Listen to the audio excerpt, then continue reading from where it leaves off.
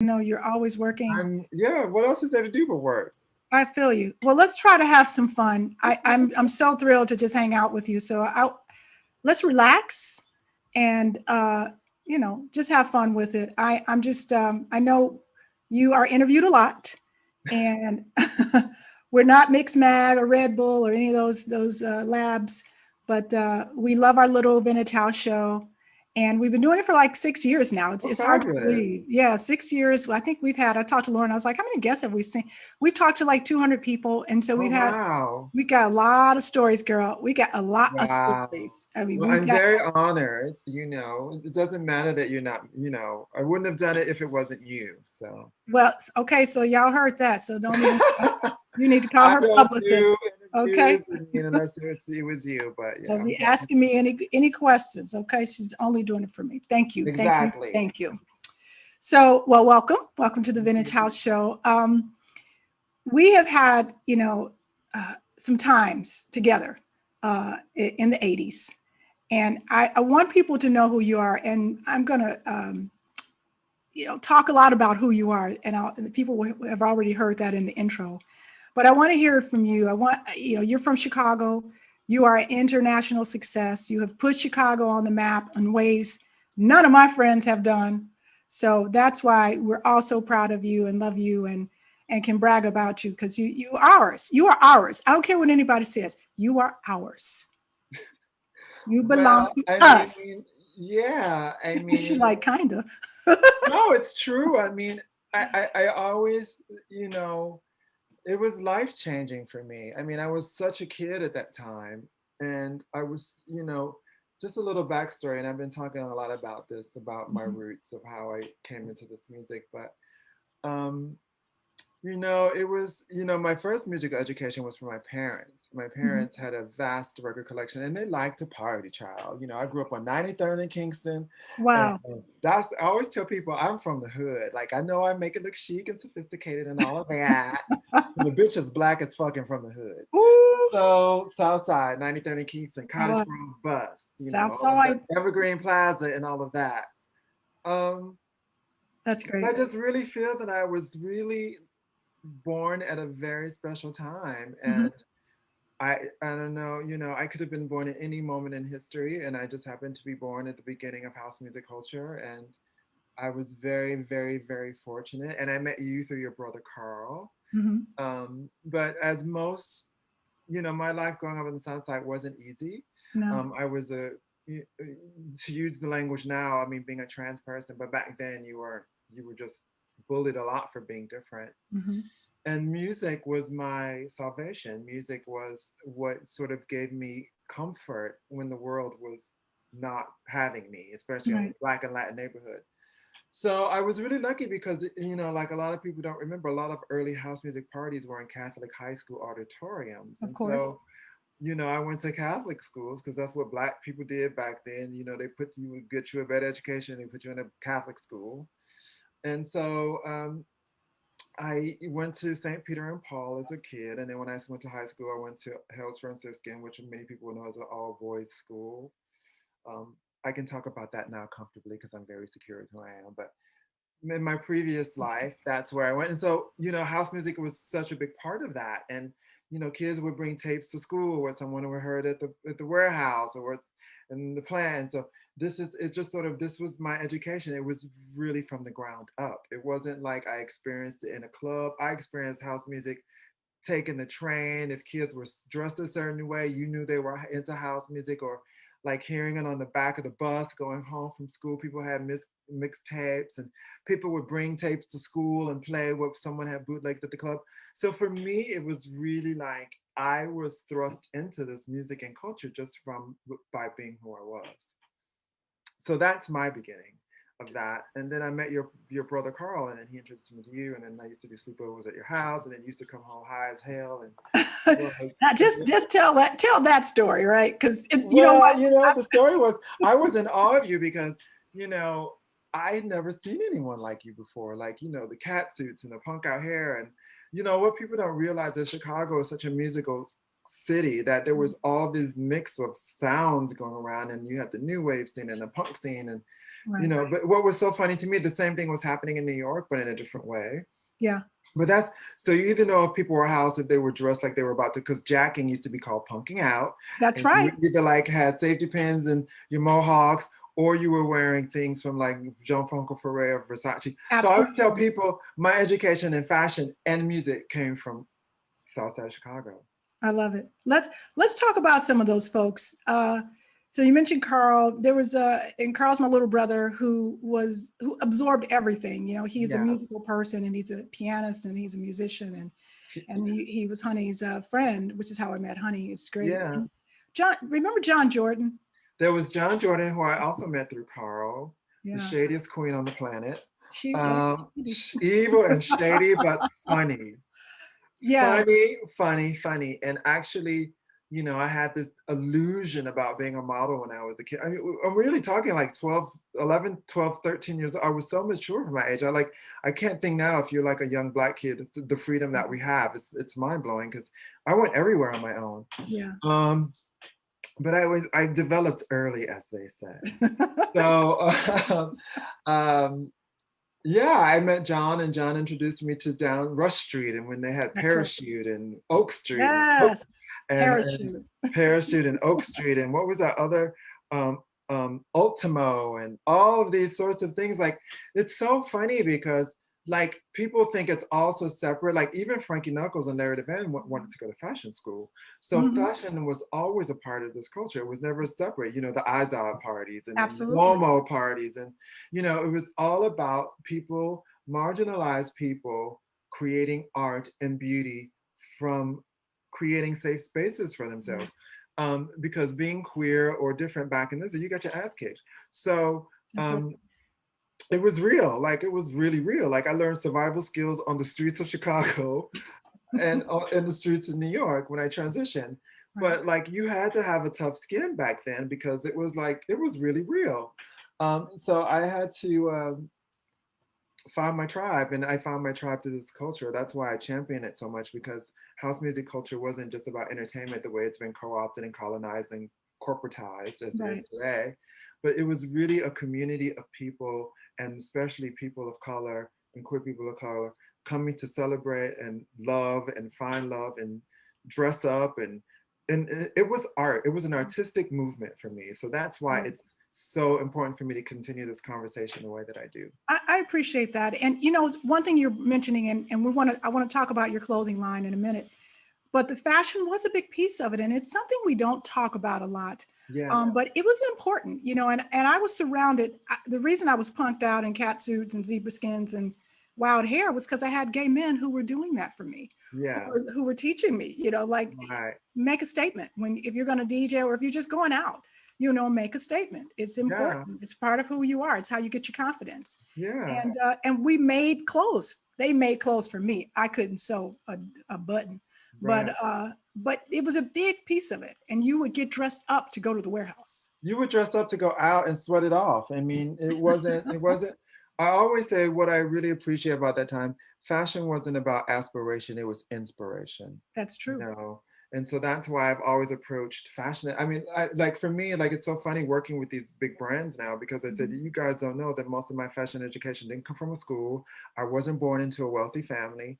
You know, we didn't have the means. You know, like if I went to Marshall Fields, I would literally just walk around in circles on Marshall Fields and look at clothes I could never Yeah. afford.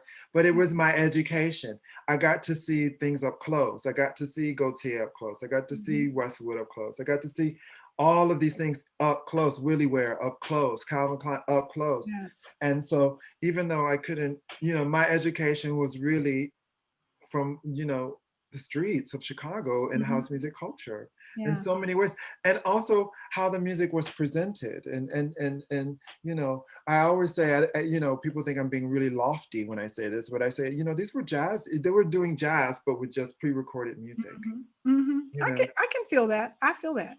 because I, it was so freeform. You knew your records, but the way you put them together and the moment and how and the timing and when and where, and you know, that's the same as jazz for me. So, but yeah, fashion, and I couldn't afford shit, and you know, I was too scared to steal shit because I knew my mother would kick my ass if I. ooh, the So I just boosting was real though. The boosting was real. the There was boosting was real. I mean, I Honey, remember just like to say how real it was. I remember going to Evergreen Plaza and going to the Lark and just like the lusting lark. after Lark and Chess King and just lusting after Sergio Valente jeans and lusting after like I wanted a cowboy shirt and lusting Yeah, after like jellies and lusting after like all this stuff that I used to see such incredible yeah. people. And then sort of, I used to be so envious that I didn't have like when you had good hair, because I Mm. didn't have good hair. So when the kids with good hair did like mohawks, and because Hmm. I remember Vince Clark's hairdo was the big hairdo, like that one, like it was just so many things that I couldn't do. So I just stuck to Grace Jones because Oh, that was, Grace, Grace was your jam. Grace was When my I think jam. That about was my Grace great Jam, equalizer. I think about you. When I think about Grace Jones, you are Yeah. like one and the That, same. you know why? Because that was the only thing my nappy hair could do was that flat Oh, top. come on, she I was so. couldn't do what the mixed race kids were doing. They could have all the fierce punk out hairdos, but Oh Lord. like you remember when everyone used to shave their hair and just have that little curly Uh-huh, bit in the front? I do. I didn't have that kind of hair, child, so I had to do flat tops. It's all good hair. It's all It's good. all good hair, but I'm just saying, I had to resort to other looks in order to get my point across. And But shop at the thrift store. That was a big thing. um, Like when my parents moved me to Hazel Crest from the South Side, there was a Salvation Army, and like I was like a teenager, I had no money, but if I would get $10, you could put a look together for $10. that's right. The thrift stores were the bomb. That Well, was it. I would Rob Parks, who was a mutual friend of ours, Yeah, rest in peace. That's what we used to do. We would yeah, go to thrift stores and make our look. and make our look. And the thing about being punk out, all you needed was safety pins. So all you needed was some white socks, some penny loafers, some jeans rolled up, an oversized blazer that you could get for 50 cents. Yes, Put some go to wax tracks, get some badges, put it on there. You had a look. that's true. Little sky figures. Yeah, you had a look. I remember that. So Yeah. you were I just have so many memories. We could spend all day doing that, and I love it. I think about when I lived downtown and On Princess Row. right on Printers Row, and you had so much energy. And I had this girlfriend. Her name was Debbie, and when you came by, I was like, oh my goodness, there's so much energy. And I thought I had a lot of energy. I think you were like 15. I don't Yeah, know. yeah. I was like, I hope we're not being a bad influence. I You were in a really, good way. I mean, I always say I was introduced to a lot of things, but I think the biggest thing for me that was life changing was John Waters' Female Trouble. oh my Mean, gosh. and because Carl knew that movie from backwards to forwards, and it was so funny the way he would emulate everyone, and so that was my education, and that's also Imports used to be down the street, and that's where I Right, met my best friend for life, Derek Carter. So all of these right. things were converging in my adolescent, in my formative years. That's Yeah, probably I still have that same energy. Um, I know. I see it. I, I you know, love that, it.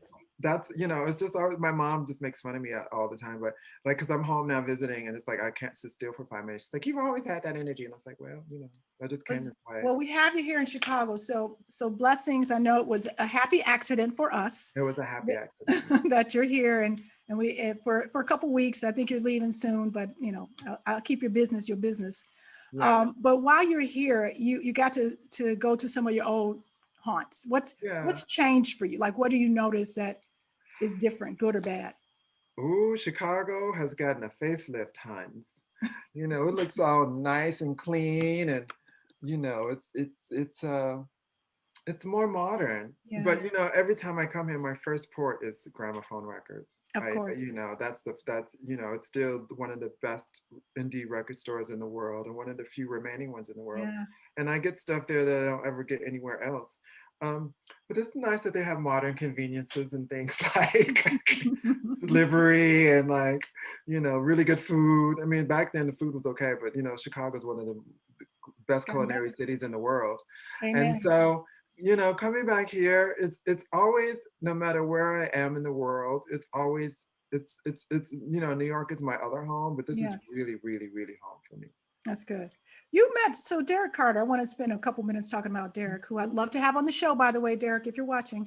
Um, you talk about him being your mentor, and I Mhm, know he was down the street when we were in Printers Row, and I kind of remember sort of when that bridge happened, but mhm. how did that come to be, and what does it mean to have Derek Carter as a mentor? Well, how that came to be was from my sister Sonia had a girl that lived down the street from us on Kingston, and her name was Hmm. Gretchen. And Gretchen had a boyfriend named Francisco. Francisco used to drop acid all the time, and he's like, "You need." So Gretchen said to my sister, "Honey needs to meet Francisco because I know Honey likes the music. He likes the music that they both like." So it Yes. was through Francisco that I went to go meet Derek at Imports, and we just got on like a house on fire. It Yeah. was just like um, Derek wasn't out at the time. I was obviously, honey, you could see me coming from an airplane. You know, I was so flamboyant and Oh, so you were great. me. I was just, yeah, but at that time it wasn't so accepting. I just, and we just met and we became really great friends. And I knew Derek before he was the legend that he is now. I just knew him Yes. as we used to talk on the phone when he lived at his mama's house, sharing bunk beds with his brother. I mean, we go back that far. I think we've known each other since we were like 17. We've been, well, yeah, since teenagers we've Yeah, known each yeah. other. And so I used to, as we got older and started partying, he used to live in a place called Red Nail, which is 120 North Green Street, which is now right across the street from Soho House. Mm-hmm. Um, Mm-hmm. which I stayed at recently, which was really funny because it's like, that used to be across the street from like, it used to be a donut place. And we used to go get, and I was like, oh my God, this is too hilarious. Yeah. So I got to see someone really present music in a way that was radical. I mean, the way he would put music together and not just house music, but, he was so forward thinking and using soundtrack. I mean, he really took it one step further than what Ron did, with Mm-hmm. Ron using the sound effects and the trains and all of these sorts of things. He Mm-hmm. incorporated show tunes. I remember him playing, I Don't Want to Be Alone Tonight from Spike Lee's School Days over Acid House Records. Mm-hmm. And it was just like, I never saw music presented in that way. And we had many conversations about that. And he said, there was so much talent in Chicago that you had to push the envelope to even get That's true. noticed. That's true. And so I was lucky enough to be in the booth many a nights and just watch him play records. And so um, I always thought that was normal. I mean, growing up in Chicago, just seeing so many talented people, that was just beating the box was like, that was expected. Like if you didn't beat the box, you were like, people didn't give you the time of day. Like, oh, That's you ain't right. a DJ, you ain't shit. Chicago keeps it 100. Like you ain't shit. And That's then, right. We're kind of like if like you don't, Showtime at the Apollo. you can't, like if you gonna come beat the box, like what's good? So he was a mentor, and for me, I have a word now for my art, and it's experiential. Mm. I got to experience greatness, and now I'm just using that life experience to keep expressing the music the way that I do. Everything that I play, I have two mentors with Danny Tenaglia and Derek Carter, but Mhm. Derek Carter for me was the one that really sort of expanded how the roots of Chicago and how to play and layering records and sound effects and accenting certain parts of the Yes. record and using and remixing pop records and all of this is Chicago shit like on any given Saturday night. It's radical for the rest of the world, but for like what I'm doing now, I always say when I travel, it's like everything that I'm doing is not mine. Right. Oh, wow. That's sweet. It's That's not sweet. mine. I've just taken what I've experienced and made it my own. You have. But the information is not mine. It's Ron, it's Frankie, it's Derek, it's Yeah. it's so many, it's a collage of so many great artists. Speaking of Frankie, I was watching something you said some time ago when you said a statement that I thought was really interesting, and it was something like that he was the last black gay. The last gay black DJ that we had. Exactly. Hmm. What do you mean by that? Well, what I mean by that is that he really um, represented a time Mm-hmm. that is no longer here. Yeah. I kind of feel like Black people have abandoned house music in a way. A certain Mm. generation still holds on to it, but majority of the people around the world that listen to this music and celebrate this music, there aren't Black people. And I think, when you think about the information that he had in New York in the 70s and DJing in the Continental Baths or being around in the Continental Baths or being in Nicky Siano's gallery, being in these really formative clubbing cultures and experiences that have set the template to what's happening now. And having that Black gay expression, Yes. um, you know, I don't feel like, I think AIDS has really, it's, you know, I always love what Fran Lebowitz said, you know, AIDS not only took the people that created the art, but it also took people that listened and celebrated the art. And so, Absolutely. you know, for me, AIDS is really just killed culture besides gentrification. Yeah. Um, but Frankie for me was a bridge to that information, that language, that experience, that musicality, the way you present. I used to always call him the Black Science Orchestra. Um, I I had love two it. names for Frankie: Francine Fishpaw from female, you know, I love Francine, it. See, and because everything y'all was gotta always watch. John Waters, All and right, then you know what? People have to watch Female Trouble after they see this. yeah, So you'll get all these references after that. yeah, And you get Francine. you some black No, chocolate. what? Yeah, so Frankie to me was just that carried that information pre-AIDS, Yes. during AIDS, because people fail to realize that house music and AIDS happened at the same time, Yes. 81, 82, 83. And this was the beginning of that. So, you know, you had this virus that was killing so many people that they didn't know what they were being killed about. And so that was the birth of activism. And then you had people trying to come to grips with finally get a little bit of freedom to express yourself sexually. And here comes this disease that just tears 20 years of work post World War II down. Right. So for me, when I say he was the last Black gay DJ, he was the last time that there was so much activism and growth that was happening in the gay community that was just wiped out with AIDS. So you And we don't have any now. Derek Carter for me is the last out Black gay DJ that we so I have have to. in the world. Hmm. I mean, I'm the only trans person of color at the level that I'm at in the Yeah. world. Yeah. So, you know, for me, it's if and I keep saying, if I don't play this way or talk this way or say this way, it's gonna be gone. And the same with Derek. Once Derek leaves, it's gonna be gone. Right. Like, who else is gonna pass that information? Well, I think there are people out there. I honestly, I feel like the closet has come back in vogue because Yeah, I know some black gay DJs who just are not as out as they need to be, and yeah. that comes at a cost.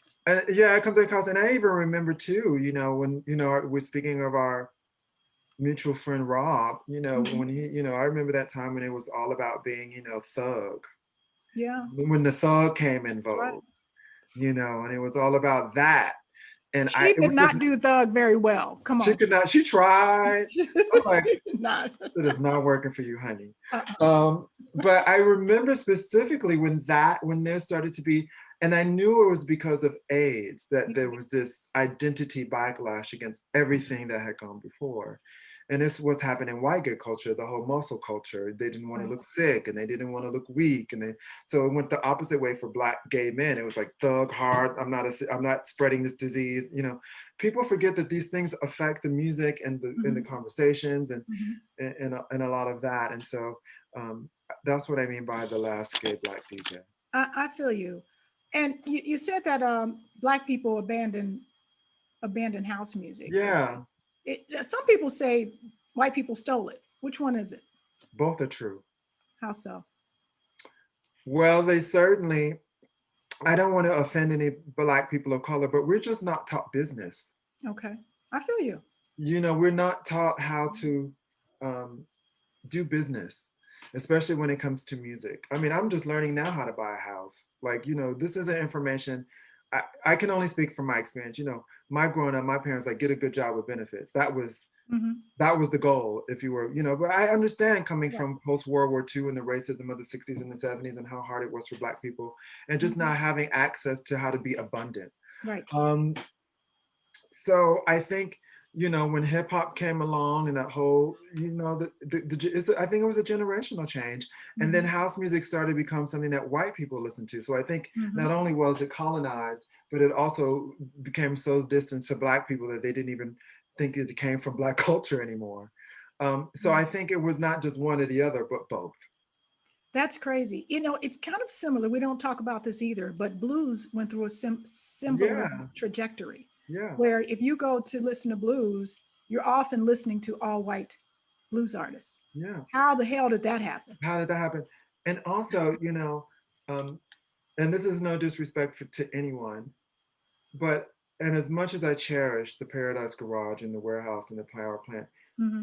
I want to hear what new kids are doing, and Me I too. want to hear what new kids are saying, and I want to hear their interpretation of that music.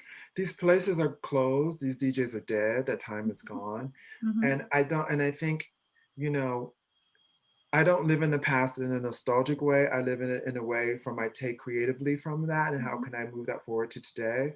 How can I expand upon this language that has gone before me? How can I make disco sound new and fresh? How Yes. can I make a new disco record?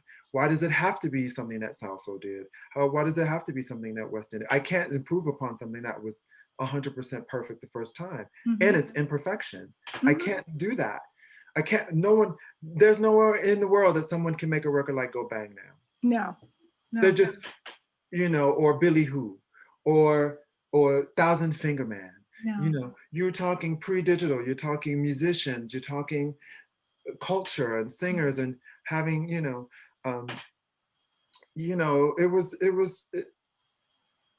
it got abandoned for like, Banji, Beyonce and hip hop and that's popular culture for Black people. House music has always been alive and well in Europe, and they Why is embraced it. that?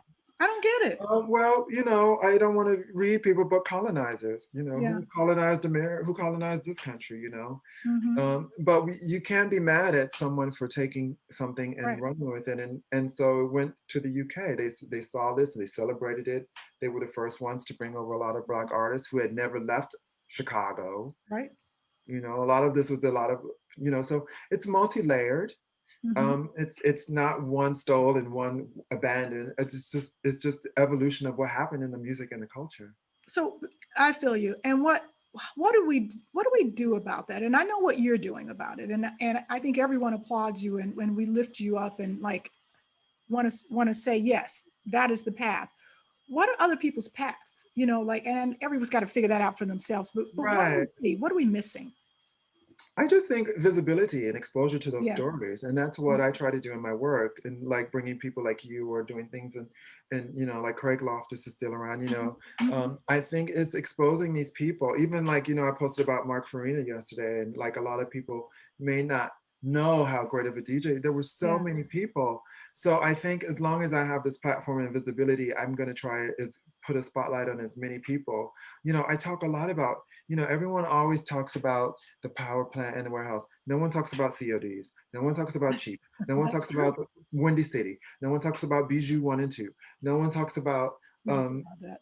no one talks about um, any of these places, Hmm. and Paradise. Um, there's Yeah. so many more stories. No one talks about Normandy's, the Latin gay club that we all went to. You know, there's so many things and stories that need to be told. And so for me, it's important to keep that going. Yes. And And not out of nostalgia, but like, no, yeah, Ron and Frankie were fucking fierce, but look at this person. Look at that place. Look right. at who was in here. This is not the whole story. Yeah, you're not, you're right. And I know our executive producer Lauren is taking great notes. Those those are clubs we do need to talk about. We spend a lot of time, and there's no disrespect. I love all my warehouse memories and Yeah, of films. course. It made me who I am. But you're right. I was out every single night of the week, and it wasn't Yeah, always the warehouse or the yeah. power plant. It Right, was tons exactly. of stuff going on. So go ahead, honey. No, no, no. I mean, my whole, like I said, meeting Derek Carter, that was the same Mhm. time around, with Prescription Records, with Ron and Shay, and Cash Records when Cashmere was doing it, Right. and so most of the part we didn't even go to clubs. Most of my clubbing experience was I was too young to get into clubs, so most of That's mine right. was like loft parties and Hmm. underground parties. Hmm. Hanging out. Sometimes people would make tapes and bring them to my apartment. That's I just gave Derek like a box of tapes that him and Mark just made for having little parties in my apartment. that's so sweet. Yeah, Yeah, we spent a lot of time in Craig Loftus' basement when I was a teenager. yeah. That's how that all started. I mean, Yeah, I used to have a fake ID to go to clubs because, well, you could yeah, get a fake ID on 63rd and Stone. Was it Cottage Grove? It was the 63rd Street Cottage Grove L stage stop. yeah, I remember getting a fake ID. yeah. Like that really meant anything. Like they didn't know it was a fake ID. They knew it was a fake ID, but if you were there, It's like you made the effort, so we'll let you in. You know, I mean, sometimes I didn't get. You know where I got most shit was from the white gay clubs. They were the ones that didn't let me in. Well, they didn't want black people in there. Yeah, they didn't want black people. So all those clubs on Halstead, the video bars and Roscoe's and all that shit. I got thrown out once from a gay bar. And can you imagine being a teenager? And that's when voguing was starting to come around. And me and my friend Aaron, we were voguing and just having fun and carrying on. And a bouncer came over and said, "We don't want any degenerates in the club," and they threw us out. And that was when I realized white gay culture doesn't have my back either. You got to have your own. Yeah. You wanted to leave Chicago, and you did. What made you leave to pursue other things? I got fired from my job. Okay. I was I was always late because I was at the club. And I got fired from my job, and Derek was just starting to DJ a lot. Mark had moved to San Francisco, and I felt like I don't know. It was just a chance to do something that I didn't really see why I was staying in Chicago. Right. And I moved to Washington, D.C. I didn't even know I wanted to be a DJ. I was a dancer and a clubber back then. I just loved the music so much. I just always bought the records and just danced by myself in my bedroom until I was dizzy. And, I always bought records when I was with Carl. We always went record shopping. I just always bought records. I went to Loop Records, Wax Tracks. I just always bought records. And you had... and that's where I met... Huh? I was about to say, and you kept them in pristine condition. I remember that. Who'd you meet? So I moved to Washington, D.C. for a year, which was the worst year of my life. I visited you while you were there. Remember when Rob? Oh my God, it was so depressing. You were not happy. I was not happy because I didn't understand politics. I didn't understand classism. Because growing up in Chicago the way that I did, this is what I'm talking about. I grew up in a Black and Latin neighborhood. Then when I started partying, it was people that liked this music. It didn't matter the skin color or what part of town you lived in or who your family was. Or, I had friends of all colors and all sexual or, club kids, trans people. I just knew everyone. And it was just because we all loved this music. So when I moved to a city that was based on classism and politics, it was like a mind fuck for me because I didn't navigate my life from that perspective. But the one thing that it did allow me to do was to take the Greyhound bus up 4 hours, $40 every weekend. And that's how I met. And that was my slow transition to moving to New York.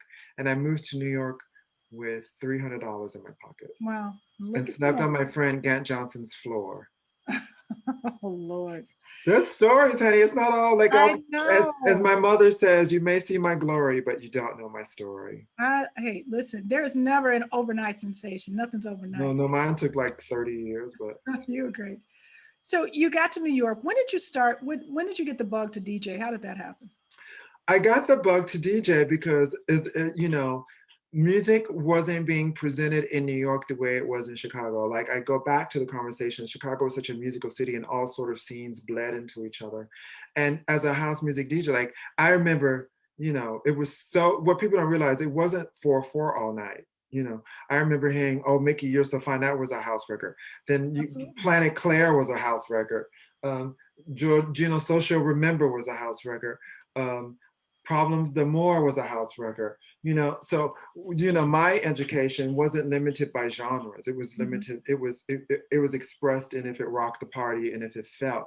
And in New York, it was so separate. You went to the Sound Factory to hear Tribal House. You went to Shelter to hear soulful music. You went to this to hear that. Save the Robot to hear. And I just thought, why do I have to go to 5 different clubs to hear what I want to hear from one where I can? So I literally started out of necessity.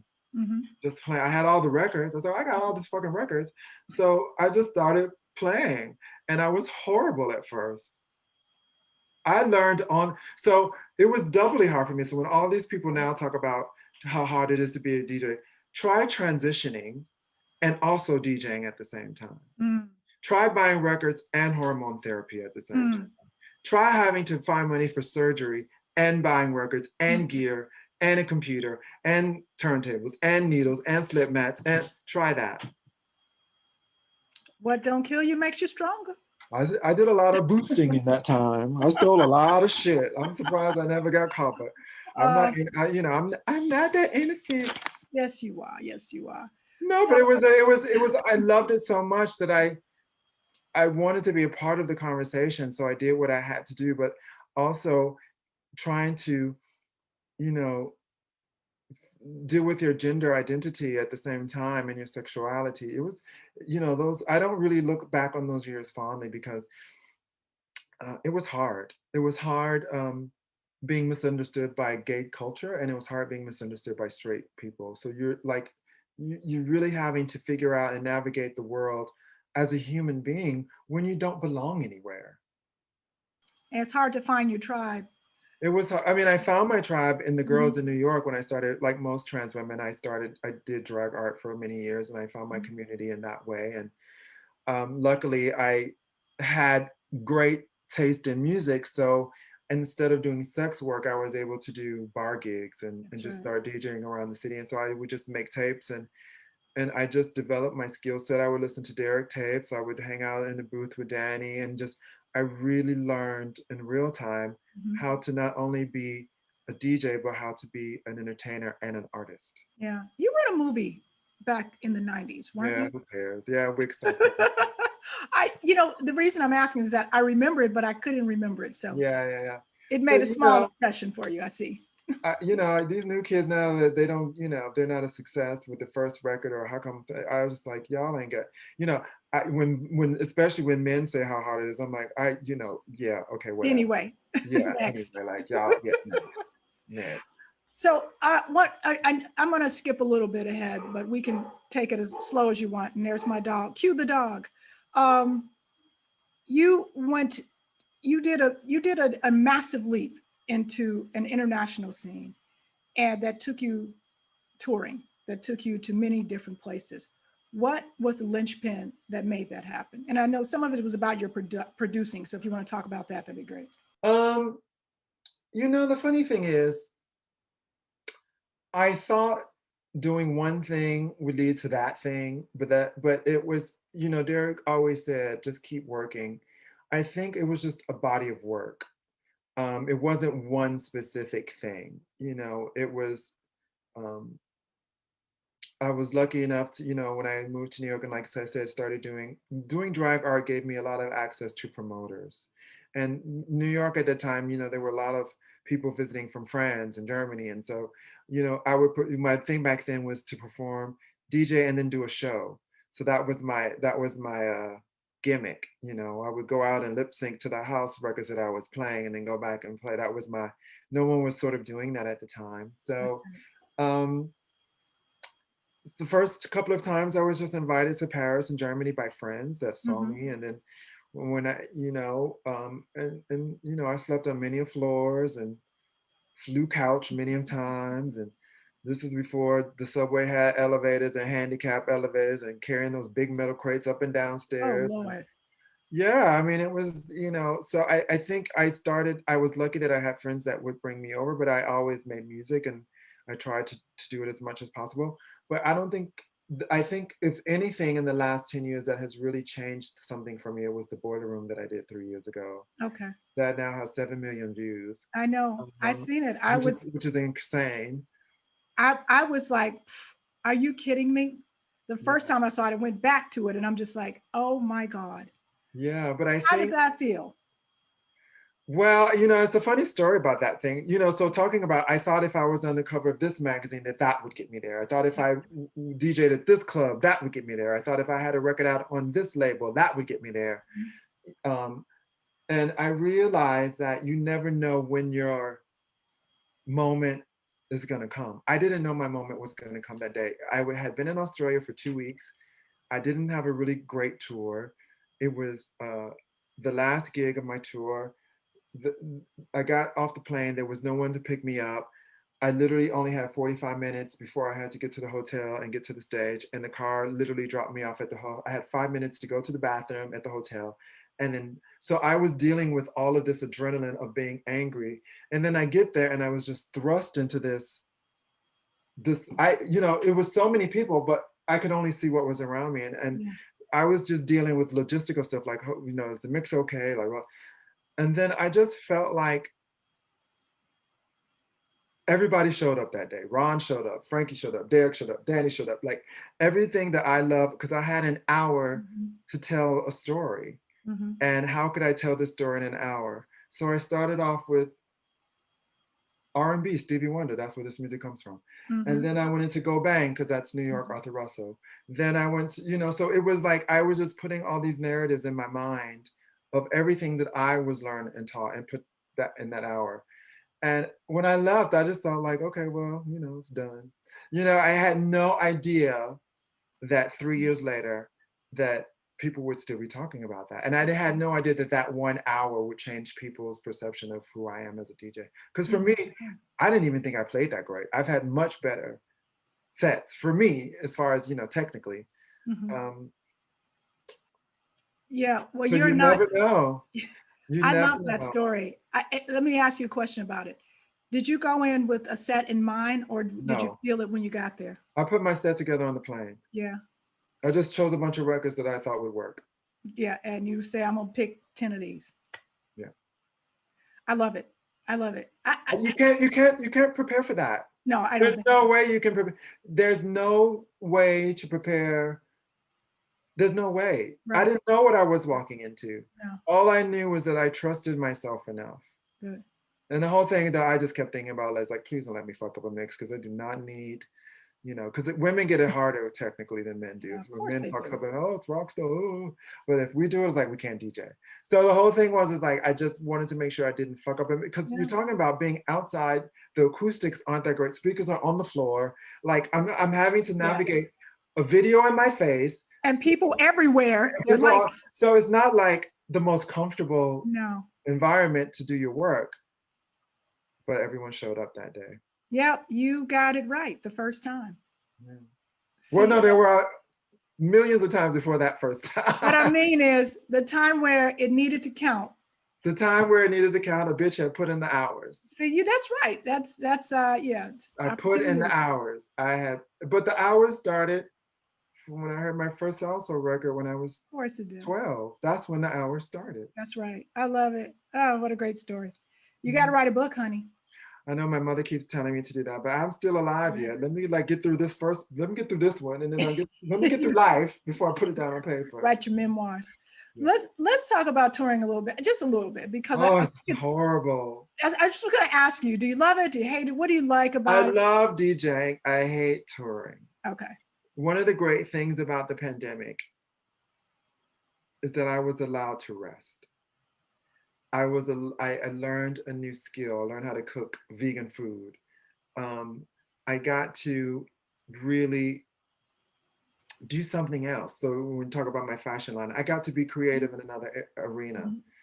Mhm. I always knew when I started to get this profile that not to put all my eggs on one basket. It's like, you know what, honey, like I've had a little bit of success before, but not like this. And I always know that it's like this. But Mhm. if I don't depend on this and do other things, then I can have a lot of balls going. So when that one Yes. slows down, this one picks up. When that one slows, so I'm able to still have presence in a creative way Mhm. and not just rely on making records for the club. And no Mhm. disrespect on anyone if that's what they do. But for me, I knew that I needed to have my portfolio needs to be diverse, honey. I've been down that Mhm. road before. I've been through when house music went out of fashion. I've been through when minimal was big, when electro was big, when this was big, and then house music was put to the back burner. Then the two new pretty young white children got thrust to the front. Mhm. So I always knew that I needed to have other things going on. So I was lucky enough to start this clothing brand with Comme des Garçons, and so the pandemic really allowed me to. Touring is hard. Yeah. You don't eat properly. You Right. don't rest properly. I actually have really tight. I love yoga, but I have really tight abductors from sitting on planes for hours and Mhm. hours and Mhm. hours. Um, you go to South American country, you're like, can I have something vegan? And they throw a piece of leaf lettuce on the plate. It's like, you go to these South American country where it's fried and Yes. cheese and And lots of bread and cows. yeah, and it's just like, oh my God, I don't eat like this, but Yeah. this is, you know, and not sleeping. Like people really underestimate lack of sleep. Mhm. Mhm. The stresses of having to perform under those things. It's not all glamorous. Yeah. The DJing is the easy part. Yeah. We were having a conversation recently with Jihad Muhammad. He came on the show, and he was saying something very similar. It's like, once you're there and you're kind of in your space, it's okay, but the travel can be really grueling. And getting to the deck sometimes, honey, if Yeah, you go, especially when you've flown somewhere all day. For people that don't do this, they feel like we're complaining.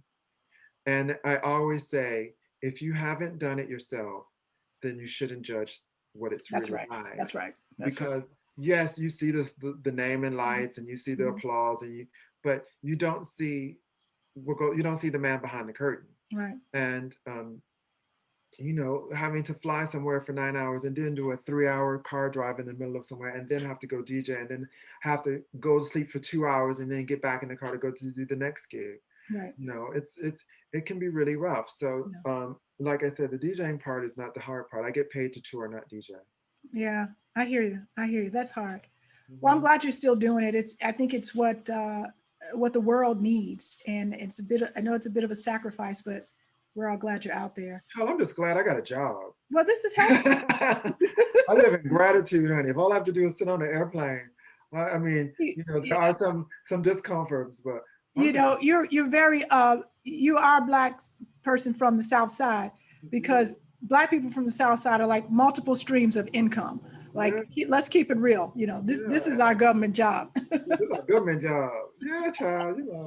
I got to keep shit moving, honey. So All speaking of different lines of income, let's talk about fashion. right, Honey okay. fucking Dijon. I mean, I know you got so much going on, and it's hard to keep up. And I have bought pieces, so just so you know, I All right. patronize you. I send other people to your shop. We support Black businesses. You got to support my girl. Yeah. Do it now. Thank Do it you. today. Thank you. Thank But you. talk about your fashion line. Well, like I said, growing up for me, the way I experienced fashion in house music culture, um, being inspiration instead of aspiration, I really started doing clothes because I felt like the community that I come from, how can I translate this culture in a way that wasn't old? Mm-hmm. How can I show people images of this stuff that wasn't old? Because to us, like we talked about Thing Magazine and we talked about all these things. Yes. That's like nothing to us. There's a whole world that, like, when I show people these magazines, like, what? Like, when we talked about Robert Ford and Mm-hmm. queer theory and all of this stuff, like, people, this is what I mean by it wasn't just about the music. So for me, it was a way to tell this story with clothing and also to express how people dressed back in the day because Mm-hmm. I wasn't seeing it. And it just goes back to why I started DJing. I just wasn't seeing, Right. if I wasn't going to do it, who else could do it? There's no one else that could do it because Right. they just didn't have that experience. Right. So that's why I started that. And the whole Honey Fucking Dijon is just to celebrate, we call it style and culture remixed. Mm-hmm. So it's sort of bringing my culture and my people, trans culture, Black gay culture, Mm-hmm. Black gay queer theory, here. Look at this. This was also important. This is also art. This is also fashion. This is also beauty. That's the reason. I love it. My wife, she always tells me, she's got a nickname for my future, whatever it is, not a clothing line, but whatever project. She's like, it's got to be Lori Branch bitches, and I'm like, what? It's Lori Branch bitches. I'm like, she is not that kind of girl, but for some reason she loves that tagline. I was like, okay, eventually we're gonna have it. It's Lori Branch bitches something. Okay. Hey, it's so funny when I was the one that actually, when I was working with Country Girls, I was like, do you think we should just use HFD? And it's like, no, we love Honey Fucking Dijon. I was like, Yeah, so it was actually them that wanted to go with that. that's And I'm surprised there's been no pushback anywhere. oh, Well, I guess if you can have Wet Ass Pussy as the anthem, oh my God, really? if you. That is the perfect segue to your music. Wet ass pussy. Okay. I don't know how we're going to get censored with this, but got to talk about it. But you're not doing wet ass pussy songs. Excuse me. I'm not doing WAP, no. You're not doing the WAP. You're doing many other things. You've worked with so many artists, from Lady Gaga to Madonna to many of the women who I love. You're doing a lot. You are doing a lot. Hopefully. girl, you are doing a lot. I'm trying to do the most. It's not over yet, You, honey. There's you're more to doing, come. I'm doing, clearly you're just beginning. yeah. Um, but what, where do you see yourself? I mean, is it all equal? I mean, equal parts DJ, fashion, music. What role does that play in your life? And just